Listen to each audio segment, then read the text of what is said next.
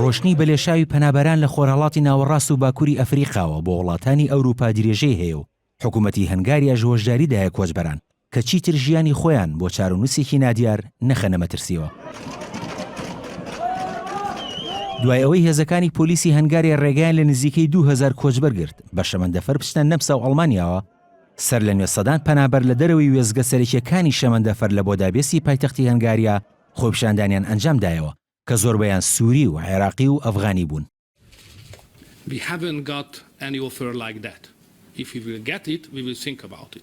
سەرۆکوەزیرانی هەنگاریا ڕایگەیاند قەیرانی کۆچبەرە نایاساییەکان کە ئێستا ڕوبەڕووی ئەوروپا بووەتەوە بە تەنها قەیرانی ئەڵمانیایە، ئەوەش وەک ئاماژەیەک دێت کە ئەڵمانیا ئامادەی خۆی نیشاندا بوو بۆ وەرگرتنی پەنابەران.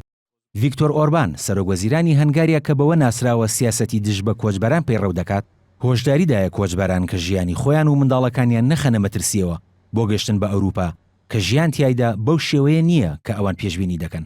وتیشی ئەوروپا نوقمی کۆچبەری نایاسایی بووە کە زۆربەیان موسڵمانن، هاوکات مەترسی خۆی نیشاندا لەوەی کە شارستانێتی ئەوروپا کەوتووەتە بەرمەترسی، چونکە لە دۆخێکدایە کە بەوتەی ئەو چیتر ناتوانێت پارێزگاری لە مۆرکە مەسیحیەکەی خۆی بکات.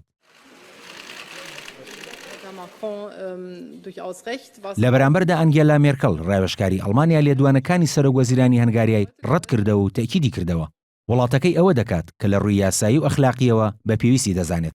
وتیشی قەیرانی کۆچبەران تەنها قەیرانی ئەڵمانیا نییە بەڵکو قەیرانی سەرجەم ئەوروپایە. مێرکەڵ سویسرای بە نمونەیەکی باش ناوبرد لە دەرکردنی بڕیاری خێرا سەبارەت بە کۆچبەران کە بڕیاری داوە داواکاری پەنابەرێتی ئەوانە ڕەت بکاتەوە کە لە ناوچە ئارامەکانەوە دەچنە وڵاتەکەیەوە.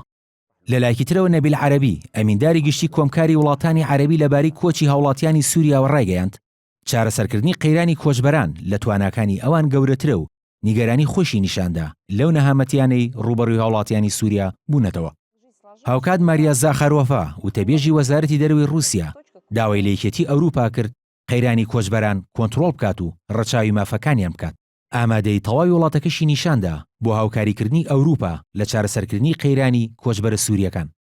لەلایەکی ترەوە بە مەبەستی تاوتێکردنی قەیرانی کۆچبەران بڕیارە چواری ئەم مانگە بۆ ڕۆژی دووەم لە سەریەک وەزیرانی دەرەوەی یەکێتی ئەوروپا لەسەر قەیرانی کۆچبەران لە لۆکسمبۆرگ کۆ ببنەوە تا بگەنە ڕێگە چارەیەک بۆ قەیرانی کۆچبەران و چۆنەتی دابەشکردنیان بەسەر وڵاتانی ئەوروپادا.